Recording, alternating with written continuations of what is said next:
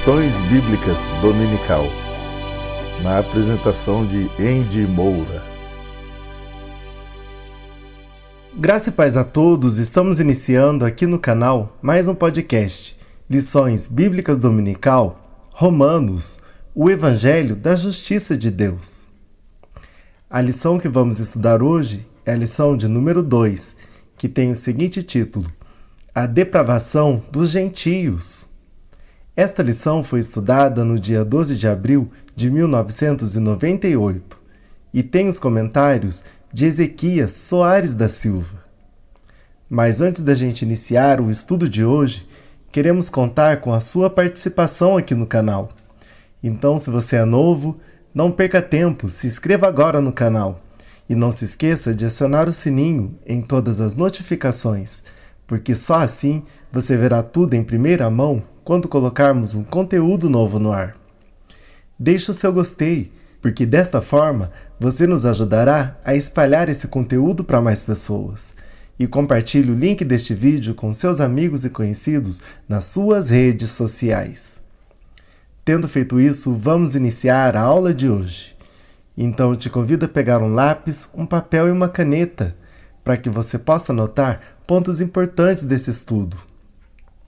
E o texto áureo diz assim: Porque todos pecaram e destituídos estão da glória de Deus.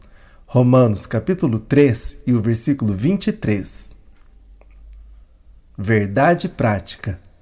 Apesar da pecaminosidade humana, todos podem ser alcançados pela fé em Cristo Jesus. A leitura bíblica em classe se encontra no livro de Romanos, no capítulo 1, do versículo 18 até o versículo 32, que diz assim: Porque do céu se manifesta a ira de Deus sobre toda a impiedade e injustiça dos homens que detêm a verdade em injustiça. Porquanto que de Deus se pode conhecer, nele se manifesta, porque Deus lhe manifestou. Porque as suas coisas invisíveis, desde a criação do mundo, tanto o seu eterno poder como a sua divindade, se entendem e claramente se veem pelas coisas que estão criadas, para que eles fiquem inexcusáveis. Porquanto, tendo conhecido a Deus, não o glorificaram como Deus, nem lhe deram graças. Antes, em seus discursos se desvaneceram, e o seu coração insensato se obscureceu. Dizendo-se sábios, tornaram-se loucos, e mudaram a glória do Deus incorruptível em semelhança da imagem do homem corruptível, e de aves, e de quadrúpedes, e de répteis, pelo que também Deus os entregou às concupiscências do seu coração, à imundícia, para desonrarem seu corpo entre si. Pois mudaram a verdade de Deus em mentira, e honraram e serviram mais a criatura do que o Criador, que é bendito eternamente. Amém. Pelo que Deus os abandonou às paixões infames, porque até as suas mulheres mudaram o uso natural no contrário à natureza. E semelhantemente, também os varões, deixando o uso natural da mulher, se inflamaram em sua sensualidade uns para com os outros, varão com varão, cometendo torpeza e recebendo em si mesmos a recompensa que convinha ao seu erro. E como eles se não importaram de ter conhecimento de Deus, assim Deus os entregou a um sentimento perverso para fazerem coisas que não convêm.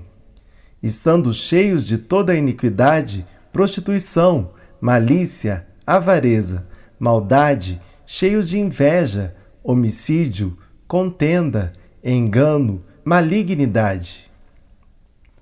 Sendo murmuradores, detratores, aborrecedores de Deus, injuriadores, soberbos, presunçosos, inventores de males, desobedientes ao pai e à mãe, nécios, infiéis nos contratos, sem afeição natural, irreconciliáveis, sem misericórdia.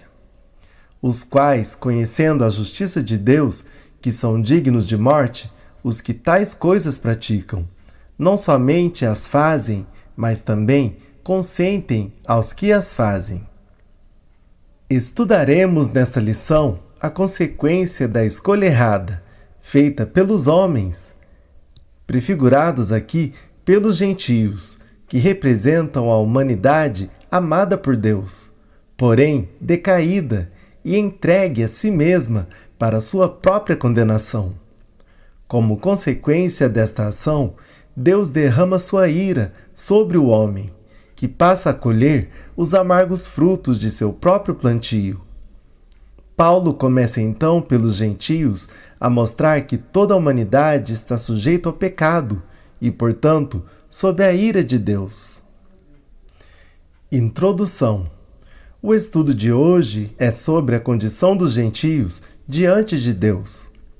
Nesse texto, eles representam a raça humana. O apóstolo discorre sobre o assunto, mostrando a pecaminosidade humana e realçando a justiça divina. Primeiro tópico: a manifestação da ira de Deus. Em primeiro lugar, ira. A palavra grega traduzida por ira é urge e aparece 12 vezes em Romanos, no capítulo 1 e o versículo 18, também no capítulo 2 e os versículos 5 e o 8, também no capítulo 3 e o versículo 5, no capítulo 4 e o versículo 15, no capítulo 5 e o versículo 9, no capítulo 9 e o versículo 22, no capítulo 12 e o versículo 19, e no capítulo 13 e os versículos 4 e o 5. Convém que se saiba que a ira de Deus é a reação de sua santidade diante da impiedade, muito diferente da ira dos homens, que é egocêntrica, carregada de ódio e paixão. Esse tipo de ira não é apropriada para a natureza divina. Em segundo lugar, a ira de Deus sobre o pecado é a reação divina sobre o pecado. A Bíblia exemplifica a ira de Deus no passado. Dilúvio, Gênesis capítulo 6 e o versículo 17. Mateus capítulo 24, do versículo 37 até o versículo 39. Sodoma e Gomorra, Lucas capítulo 17, do versículo 28 até o versículo 30. Fala também da ira futura, 1 Tessalonicenses capítulo 1 e o versículo 10. Julgamento das nações, Mateus capítulo 25 e o versículo 32. Juízo final, Apocalipse capítulo 20, do primeiro versículo até o versículo 15, e etc. Em terceiro lugar, a ira de Deus na história. Como a graça salvadora não é manifestada na consumação dos séculos, mas na experiência humana, assim também a ira de que fala o apóstolo não é a futura. É a ira manifesta na vida dos homens ao longo de sua história. Veja que 3 vezes o apóstolo Paulo diz que Deus os entregou. Versículos 24, 26 e 28. Isso mostra a atuação da ira divina neste mundo. Como disse Frederick Schiller, a história do mundo é o juízo do mundo. Em quarto lugar, impiedade e injustiça. A impiedade aqui diz respeito ao descaso que o homem faz de Deus, e a injustiça fala da conduta pecaminosa humana. Dessa maneira, a raça humana, por rejeitar a Deus e viver na injustiça, detém a verdade. Deter significa impedir, e isso perverte a verdade, transformando-a em mentira. Segundo tópico, a idolatria. Em primeiro lugar, definição. A palavra idolatria vem de 2 palavras gregas, eidolon, que significa ídolo, e látrio, que significa adorar, servir, prestar serviço sagrado. A idolatria, portanto, consiste em cultuar ao ídolo e é consequência da apostasia geral do ser humano. A avareza é uma forma de idolatria. Efésios, capítulo 5 e o versículo 5. Colossenses, capítulo 3 e o versículo 5. Tudo aquilo que o homem ama mais do que a Deus torna-se o seu Deus. Filipenses, capítulo 3 e o versículo 19. Em segundo lugar, origem da idolatria. Essa prática era desconhecida no mundo pré-diluviano. A Bíblia fala de violência, maldade e corrupção. Gênesis capítulo 6 e os versículos 5, 11 e o 12. Não menciona a idolatria. Esta começou com Nimrod, o construtor da Torre de Babel. Gênesis capítulo 10, do versículo 9 até o versículo 12. Foi o primeiro ser adorado como Deus. Sua mulher, Semíramis, e a mãe de Adonis, ou Tamuz, divindade de Babilônia. Ezequiel capítulo 8 e o versículo 14.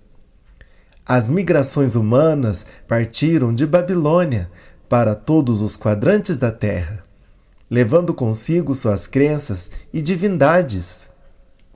Babilônia é, pois, o berço da idolatria. Em terceiro lugar, provas da existência de Deus. Versículos 19 e o 20. O Salmo 19 apresenta os 3 livros que provam a existência de Deus, o universo que Deus criou, do primeiro verso até o verso 6. A Bíblia, do verso 7 até o verso 10, e o testemunho do cristão, do verso 11 até o verso 14. Como o apóstolo está falando dos gentios que não têm lei, Romanos capítulo 2 e o versículo 14, ele apresenta aqui a lei natural, ou teologia natural. As coisas invisíveis de Deus são claramente vistas como recursos que ele proveu para que o homem reconheça a existência do Criador, para que eles fiquem inexcusáveis. Versículo 20. Por isso, ninguém pode alegar ignorância. O mais obtuso dentre os homens é capaz de reconhecer a existência de Deus, considerando as coisas que ele criou. Em quarto lugar, o homem rejeitou a Deus. Versículo 21. Todos os homens vieram de um só casal. Adão e Eva tinham acesso a Deus e o conheciam. À luz de Gênesis 5 e o 11, a vida de Matusalém coincidiu 243 anos com a de Adão e 600 anos com a de Noé, e a vida de Sem coincidiu mais de 50 anos com a de Abraão. Assim, o conhecimento de Deus passou para toda a humanidade. Aos poucos, porém, os homens foram se fechando para Deus e afastando-se cada vez mais dele. Isso levou a raça humana à idolatria. Sim, o homem caiu na idolatria, a recusar-se a tributar honra, glória e graças ao Criador. A expressão seus discursos denota a alta confiança dos homens em seus raciocínios e argumentos artificiais, misturando o discurso filosófico com iluminação espiritual, como fazem hoje os adeptos da nova era e das demais seitas. Por causa desse orgulho, seu coração obscureceu-se, ficando destituído de entendimento espiritual e mergulhado em trevas medonhas. Em quinto lugar, subsistiu a criatura pelo Criador. Versículos 22 e o 23. Os gentios recusaram-se a reconhecer a fonte de sabedoria que é Deus. Os materialistas orgulham-se de seus conhecimentos, fazendo-se sábios a seus próprios olhos. Mas a Bíblia diz que eles tornaram-se loucos, pois somente o temor do Senhor é o princípio da sabedoria. Jó, capítulo 28 e o versículo 28. Salmo de número 111 e o versículo 10. Provérbios, capítulo 1 e o versículo 7.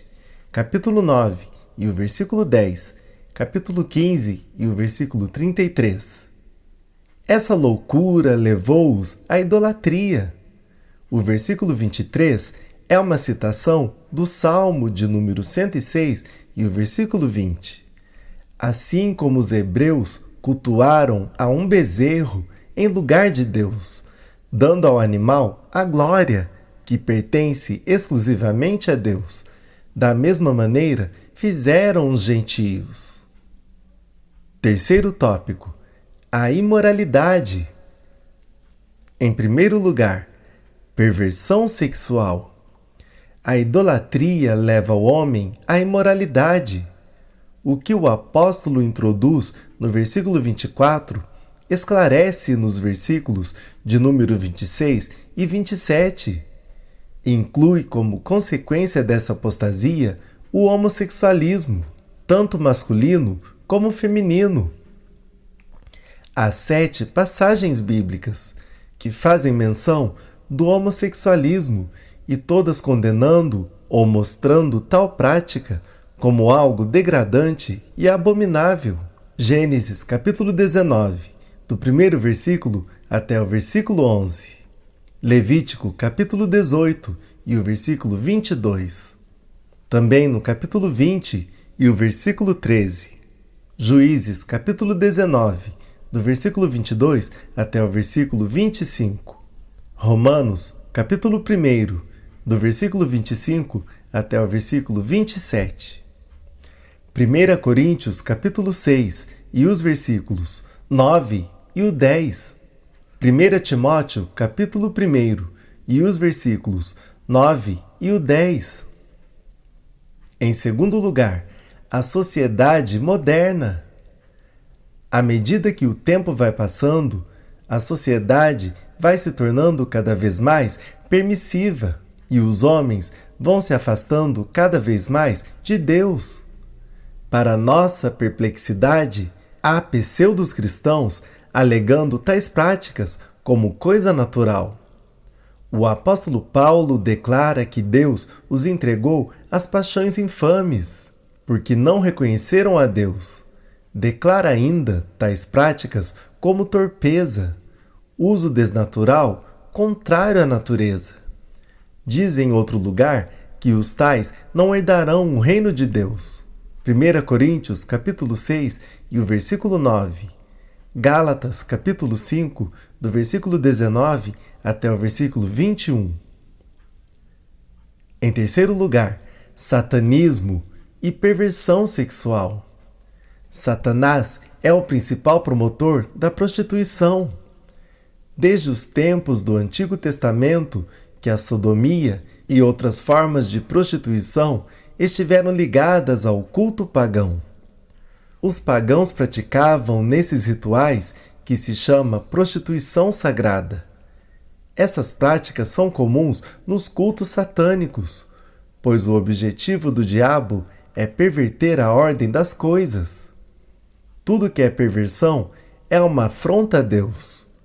Isaías capítulo 5 e os versículos 20 e o 21. Quarto tópico: catálogo de pecados. Nos versículos de 29 a 31 do capítulo 1, o apóstolo apresenta a mais longa lista de pecados encontrada em todas as suas epístolas. A depravação dos gentios é a fotografia da humanidade corrupta sem Deus. Esses pecados são inerentes à natureza pecaminosa do homem. Marcos capítulo 7, do versículo 21 até o versículo 23. Nos versículos já citados, de 29 a 31, acha-se uma lista de 22 pecados, encabeçada pela palavra iniquidade, retratando a presente sociedade incrédula e distanciada de Deus. Conclusão: o quadro funesto e aterrorizador em que se encontra o homem é mostrado nesta lição pelo apóstolo. Isso serve também para mostrar de onde viemos e, dessa forma, conscientizar cada crente da graça e da bondade de Deus. Sejamos agradecidos a Ele por sua provisão, quanto à nossa completa e eterna redenção em Cristo Jesus. E assim finalizamos mais um podcast Romanos, o Evangelho da Justiça de Deus. Agradecemos pela sua audiência e contamos com você numa próxima edição. Que Deus vos abençoe.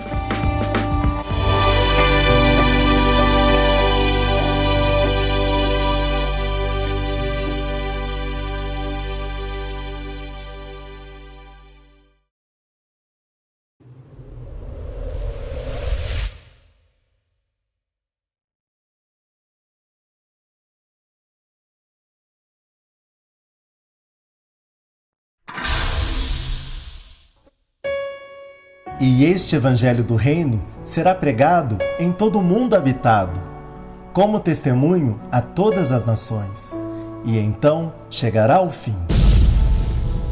AM RL3, o canal da família cristã.